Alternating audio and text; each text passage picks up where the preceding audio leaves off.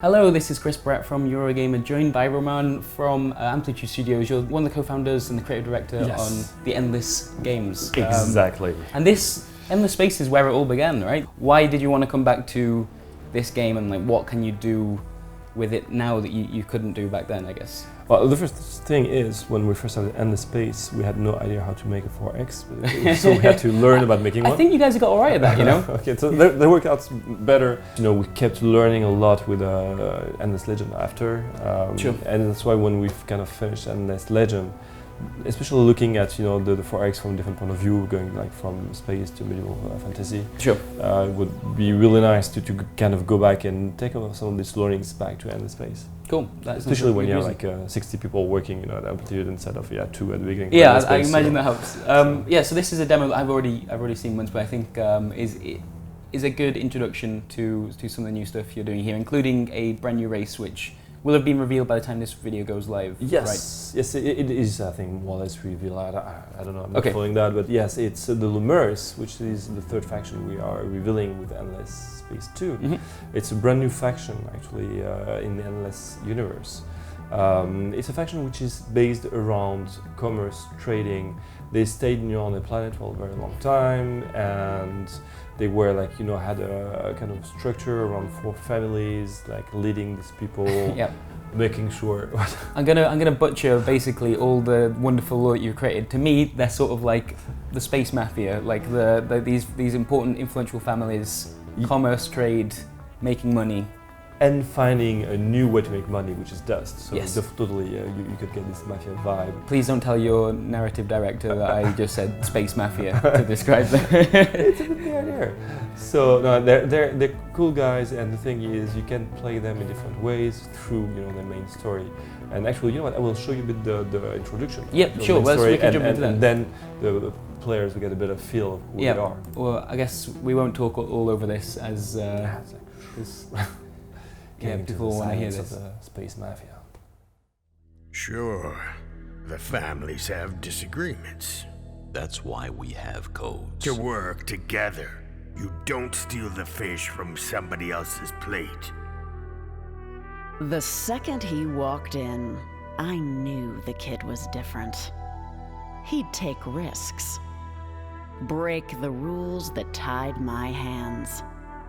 But he ignores the codes. Goes overboard. And dust, powerful stuff. No personal use. So we collect it, invest it. And he misuses dust. Complaints get handled here. Not in back alleys. Applies, shall we say, unnecessary force. Maybe he knows dust. But I know the families. And I need both of those to take the galaxy. So with these guys, basically they are the Lumeris. Their gameplay, of course, will be around trading. We've got a few things we can do with them. One of the key thing is, is basically they will make money out of anything in the game. They can even actually be what we call blockade breakers or blockade runners. They can basically during time of war commerce with anyone, anywhere. So they always make money. Actually, maybe they will even enjoy wars to make money with people who can't make money otherwise. So pretty good people in that sense. But they really have a strong trait, which is what we call the planet brokers. Yeah, this is the coolest thing they have for sure. It's basically it's very asymmetrical from everyone else's. So most of the other factions, the way they colonize new planets is by creating an outpost through building an arc ship first. That will take a long time. They're very expensive. Put population on it. Then they will have to send it in space, and maybe will never arrive because it will be attacked by pirate ships or whatever. Whatever.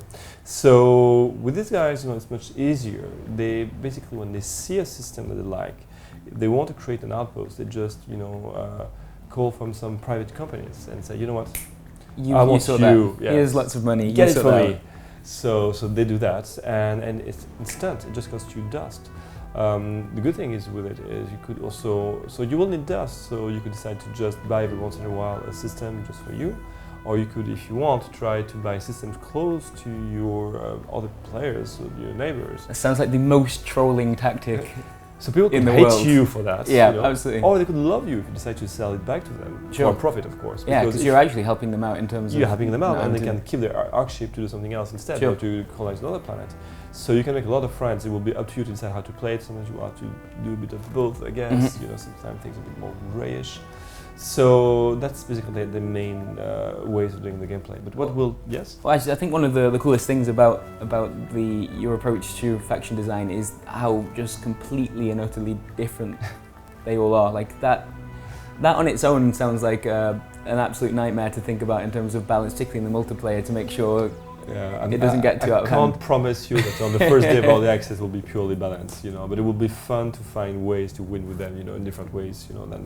So together with the community, well, I think we'll try to prove Find the that sweet every spot. one of these factions and each Sure. one of them are unbalanced in such a way that maybe actually balance out each together. So we'll see. That's something we should mention, by the way. I think the announcement might be happening today as the video goes live, but this and Endless Space 2 is coming out in early access towards the end of September, we're thinking. There isn't a direct date. Yes, towards the end of Yeah, September. there may actually be a date by the time this video goes live, but yeah, so you're going to have lots of feedback to that ability right there, I think. Yes, for sure. So one thing is worth noting with these guys is the wealthier they are, the chubbier they get. You know? Nice. So it's how you can tell, you know, if someone's successful in your empire. Okay, so How far into the game are we here? so 60 it's around turns, 60 right? turns of gameplay. You know, we started like a long time ago, so 6 turns ago on Chang. You know, that's our first system. That's basically where we started. Mhm. That's pretty okay, cool. So now, if you look at the game situation, you can at any time, if you want, scan the game, you know, and get a better feel, you know, of what it is. That happens on every screen, right? You can press... So when you're on the Galaxy, on the system view, anything, you can always scan, and you know, you get a scan of the game and get kind of a digested version of the situation you're in. Here, for example, is to sometimes someone declares war to you, you don't remember who it is, where it is, you know, here you just have a quick view, okay, that's these guys, you know, that's the Cravers. Well, the Cravers are always at war with you, so that's okay.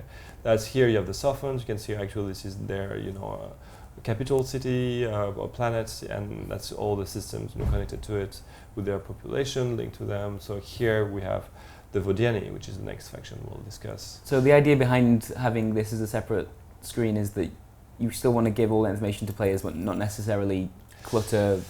That's the thing, is we're Everything working a lot all on the the time. accessibility of the game, and we have all kinds of players. We have some players who don't want to bother with every kind of details. They will still want to live an adventure and want to see all the information they need in order to win the game. Some of the players would want to know a bit more because they want to They want to optimize see all the everything. numbers, So man. they want to understand why this does that. Yep. You know? And in order to do so, it's better to prepare screens for that. And we have all the scanning screens that allow us to bring information in different ways in the game, and without, you know, cluttering the screen with a lot of things. Can you show any more examples of that? Yeah, so first of all, if we look here, we have the trading scan. Trading scan is a good way to be able to look at who you're trading with, what are your systems you connected to your trade corporations, or each one of them, you know, how much they bring in terms of dust, in terms of science and resources. And actually that corporation is also linked to the Sophons. The Sophons we are at peace with, as we saw it here, and we also have a trade agreement with them. So with that, thanks to that, you know, it links Mycel Corp to their systems and trying to... That's a hell of a trade route. So this one, you know, would be nice to be able to befriend them, so we can actually do the same kind of routes as well. Okay, so now, you know what? We'll move on a bit and try to see if we can optimize a bit more our empire at turn 61. Sure. Just starting this new turn, actually, this is our population that is asking us to have them out because they are overcrowded. So they want us to create an outpost on a new planet. The population is at the heart of the gameplay here. You know, we have a senate. They have desires and fears, and you will have to to try to answer them. Here it's a quest that's been started because, due to overpopulation. It's not always that it will start, but it may start when you're overpopulated. You may have that quest coming in, and you will have, of course, to try to find a way to answer your profession needs. So as far as I understand, that's one of your proudest changes between original Endless Space and Endless Space 2 is you want the population to feel more than just a number that you need to worry about. There's a sense that they are actually people with needs and wants, and dreams. Exactly. So you're the emperor of people. You're not the emperor of numbers. You're not the accountant of the galaxy. You are the emperor of your people. And it's true. It's just moving numbers from one case to the next. Could be a bit. It's not really shallow because you still have interesting optimizations to do and stuff, but it creates a distance between you and what is actually your population. Here is when people will invade a system close to them, when you lose the system, people will react asking you to defend them, to protect them, to create an army. They will want, when they feel they don't have enough people, they will want you to actually create more farming, and they will go more for the ecology and try to protect their planets. When you are very industrialized, they will always try to go for a policy that fits actually their daily lives. And sometimes it will be up to you to decide whether you want to manipulate them or if you will just basically give in to people to make sure that they're happy. And if they're happy, they will reproduce fast, they will make more people, and you will basically be able to expand more in the universe. Can we look at the population screen just to get an idea of I wanted to see the kind of breakdown of the empire. So our empire isn't just Lumeris then at the moment. No, it's actually because we have a manufacturing from the beginning of the game that actually did progress quite a bit. So basically, that means that we are so today actually it's a food population. Right. It's okay. more of ecologist faction. These ones, and Sure. they will react positively to any actions you will take towards boosting your population, helping your population growth. They love also green planets and lush planets. That's who they are. Lumeris, all they care about is peace and money, basically. So the same depend differently. On some other games, you could start with APCs being a very minor faction, but they could more or less take over your empire if you have a policy that is better for them. Which is quite common in our game. But actually, as the game goes, you will meet other minor factions, other major factions, Sure. And even the major factions can have people joining you in. Part of the things that could happen in the game is during peace times, your goal is to try to attract the other populations to your system, and it's kind of border fights in the sense that you want to show that your empire is better than the others, and the others, when they see all the population living to you, maybe they will want to declare war, maybe they will want someone else to attack you.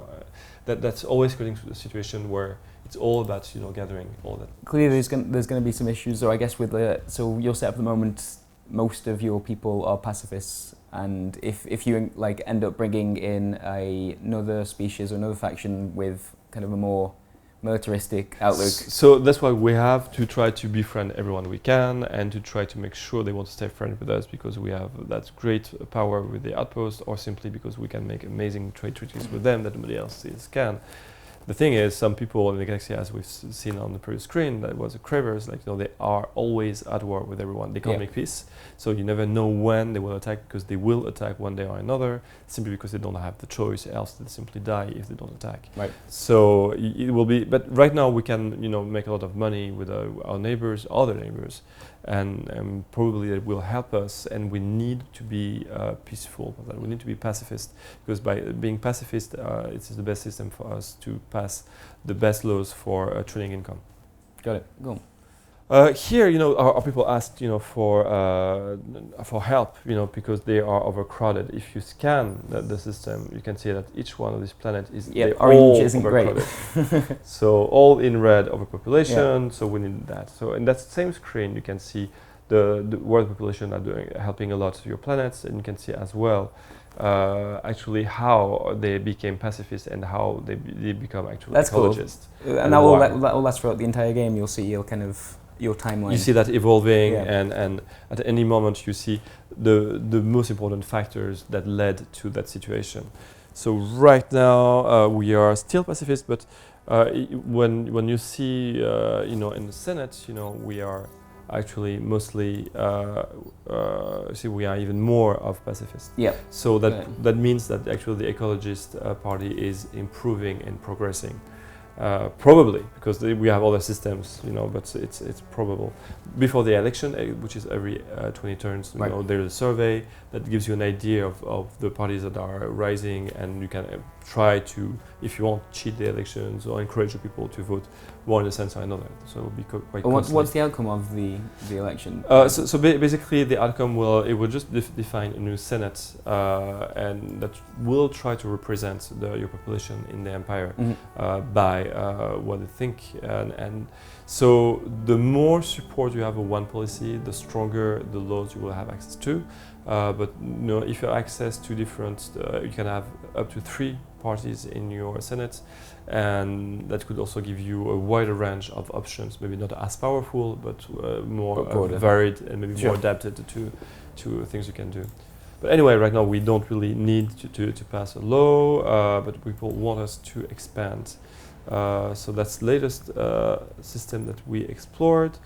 But here we could go there with our explorer. Exploring ships are a bit different. We just found the academy, which is not too far away from here. Okay, so we have found a new system called Libra. So let's look at that system exploration. So we have a tiny read, not good. We can't colonize it, but actually good with dust, so we could keep it for later actually. So we have these huge steps, colonizable planet with a Hyperium, good with dust as well, so very good candidate. We have a tiny jungle, titanium, very good for armor and weapons at the beginning of the game. Kind of like it as well. Large atoll, which is good for Waubert faction, very good for growth and food. Definitely something we can think of as well. So our ship here, it's an exploring ship. We can send probes either to explore the galaxy or to better explore some planets. For example, on the tiny arid, which is very good with dust, maybe we could look for the technology if it's really worth sending some people there. If we look a bit at some form of probing, we realize actually it's not. Acid rain doesn't sound quite as great now. Well, for some people maybe they would like that, but we don't, obviously. So we don't go there.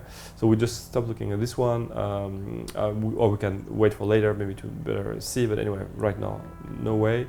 This one, which is very good, so it has Hyperium. Hyperium is good for energy weapons from beginning to the mid game. So maybe let's explore a bit more. Okay, yeah, that sounds better. That sounds much better. That's what we need. So luxury are used to upgrade your systems to reach higher level of populations, and even get some specific powers linked to the type of upgrades you will use. But for that, you will need a lot of luxuries, and that's why you need to try to collect all these luxuries from the galaxy. How expensive is the faction unique ability, creating an outpost? Because obviously, as I said, creating an arc ship is a big undertaking. How does that compare to this? So right now it's just stuff we are tuning. Right now it's too low, and actually we are in that demo. But in the latest build that we have, it's something which is kind of related to the number of free planets, accessible planets in the galaxy. Beginning of the game could be 250 dust when you gain maybe 30 dust a turn. Right. So it's in a way it could be looking like the cost of a ship. It's just dust, and you produce dust faster. Yeah, and it's immediate. So that could work. And then again, maybe it's just buying one to sell it right away, to buy another one with profit. I love the idea that you've got a faction that can buy and sell planets. That's a cool theme. It's pretty cool, people.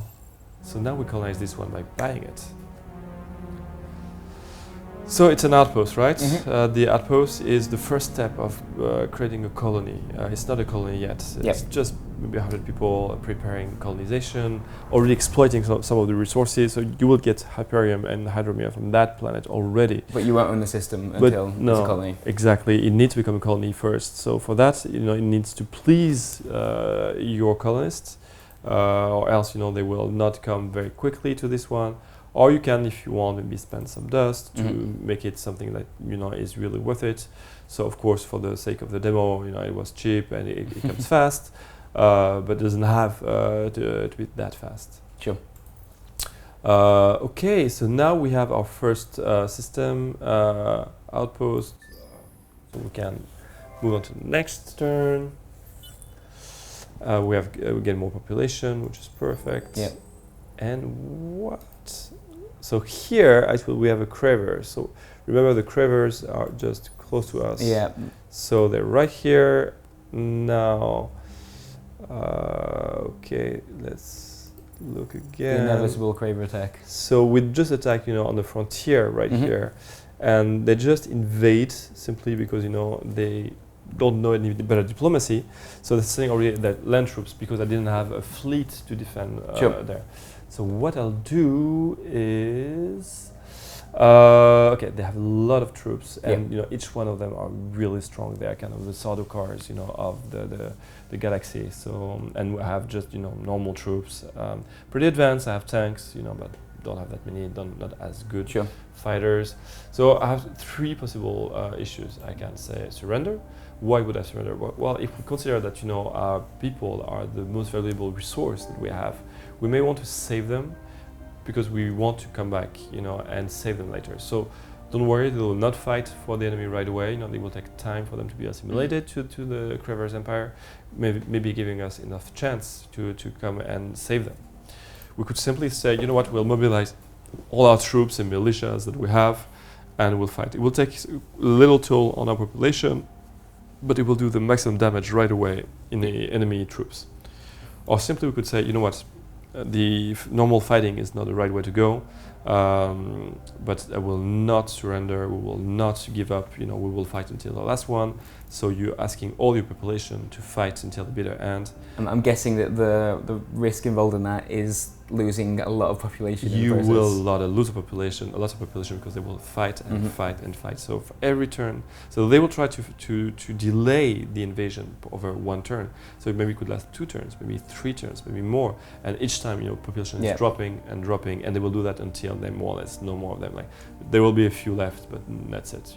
And so, but they will give you a chance to come and save them while keeping the ownership of that system, without giving up the ownership of that system, without giving any of the advantages that would be for the invader.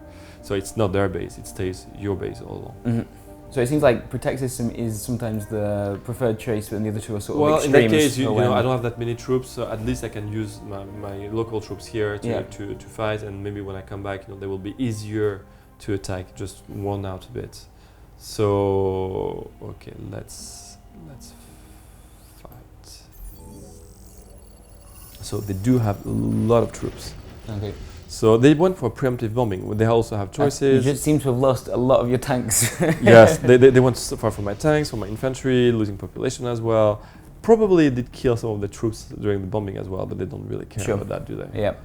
So okay, so we did very little damage, Mhm. but it's better than nothing. Okay, so we did lose some population. There was no building destroyed during the bombing, which is okay. But now we have lost the system. Okay. So actually, there's another player. Oh no, it really is very interesting. Okay. Anyway, here what we have is our population freaking out about the Cravers invading them. So they're asking you to go and do something about it. Does that happen after most invasions? You're like that? No. It's these are, first of all, it's for the sake of the demo. Sure. It's the kind of events we can have, but it's a kind of event that can be triggered. So it's it could be a chain of events. It could be randomly generated. If it didn't happen in the past, maybe you had a few invasions. It will most likely happen. Right. So it's definitely linked to what's happening in the world. But anyway, for the sake of demo, we have that, and basically what we can do is basically ask your Senate to kind of wake up and give you the means to fight that new threat. Problem is, they are like pacifists, you know. It's so they will not, you know, give you a full army of starter cars to go fight these guys. You know, they will not give you the best legion because that's not these guys that would do that. You know, these guys, what they're good at is to make friends, which we could need, but it's not the Doesn't feel like an purpose. option right now. Yeah. So we have another one, which is money. They could give me money, and with money, I could probably buy a lot of ships. To quickly be able to raise maybe a newbie fleet, but at least a fleet that could fight for me. So if we look actually at the pacifists, when you have such support from the pacifists, you have the AMLO, which is very good at reducing the cost of buyout. So I can buy out a lot of ships on my systems and send them to the enemy. Although they are fresh troops. That looks like it's costing you quite a lot of influence, right? A lot of influence and need a lot of support, so it's not Sure. an easy one to pass. But again, in the demo, we don't have a lot of problems on that side.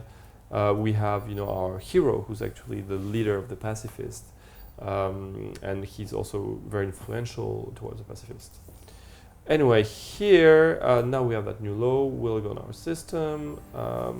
It's close by, so.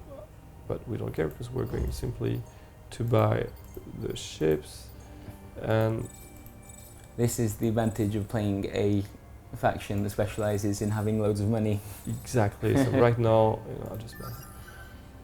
That's okay. I will not be on this one. I will just pass the turn. Now I have my fleet ready, right there, and I can go and attack. Maybe I should check my ship design first. Let's look at the frigates. Okay, so we can of course edit all the ships that we want. We can totally change their. Do you know what you're going to be coming up against with that So faction? the Cravers tend to be very good at melee combat. So Okay. they love short range. They love kinetics weapons. Kinetics actually are pretty good at stopping missiles, but at the same time, my missiles pass through the kinetics barrage. You know, they can do a lot of damage from a distance. So before they ever reach me. Yeah. So we're just adding, you know, a few missiles. You know, then you know we could also have some pretty advanced lasers. So using, you know, my Hyperion titanium. So okay, so we know I will not give this one. We'll have some other stuff. It's basically to give you an idea of what you could do Sure. if you wanted.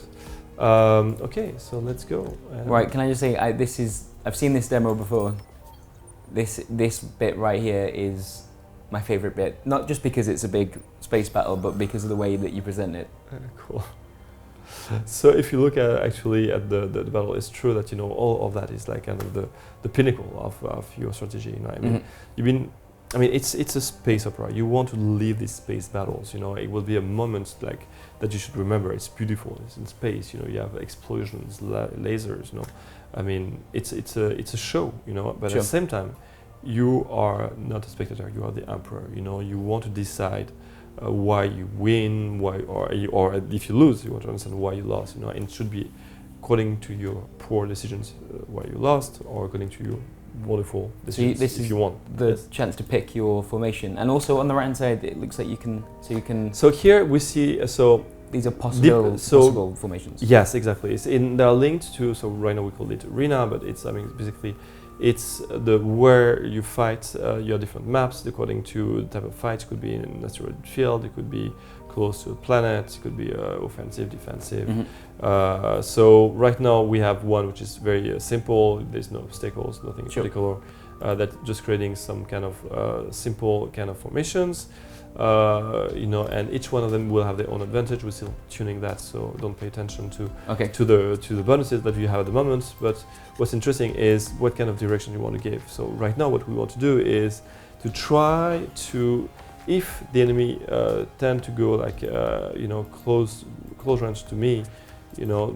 Yeah, I'm finding it interesting that you've got a kind of a record of how often that's being used. Obviously, this is a demo, so there's 0% across the board. But exactly, but you will know the one they prefer. Yeah, and normally with these guys, they will tend to go to prefer the ones that bring them as quickly as possible in close combats, basically.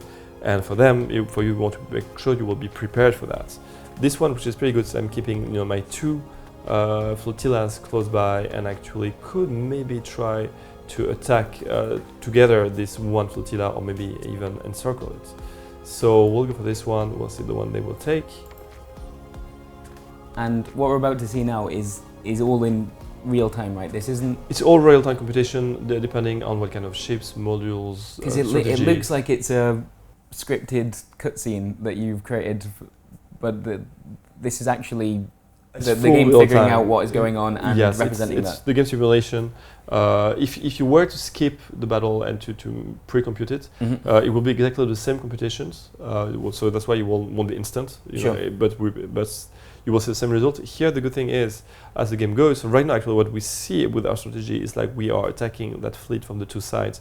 So probably doing a lot of damage for every one ship being stuck between my two flotillas. The idea with the battle is to look, and understand what I did right and wrong in my ship design strategies, or even what the other have that I could maybe stop the next time, and maybe they had great, missiles. Maybe I should invest more in kinetics, in flag guns to be able to protect myself. Did they have good defenses that would stop, all my attacks, and how can I overcome that? And that's actually what that's representing. That's legit. Yeah, it's all like an AI, like in real time, trying to find the best shots specifically to do the battle. That's incredible. I don't think I've ever seen a Space 4X game go quite that far. We should say this is running on a demo laptop. Yeah, it's a demo laptop. It's I think it's a 960M. Right. Okay. GTX. But still, that's really cool what you've done there. I really like that. We worked a lot on it, and you see when you're able to scan the game, it's always really sounding like the scan view. It's pretty cool because you really understand what's going on, and you see what works, why the flag are missing. And like if you've got your hero there in like their unique ship, you'll be able to follow what they're doing in the battle. Exactly. The heroes fight in battle with their own ship, so it's pretty cool to see if they survive, if they make it. Yeah. Each one of the ships, they have their own, progress experience that you can track. So you want to cheer for them and you want them to survive. God, I was not expecting that. I was not expecting that to happen, cool. And I think it's very cool. So yeah, thank you so much for this early look at Endless Space 2. We're actually going to be able to play an early version of it very soon. I hope so, yes. And in September we'll get to watch more of those ridiculously over the top cool space battles, which I'm into. All right, thank you, Romain. Thank you very much.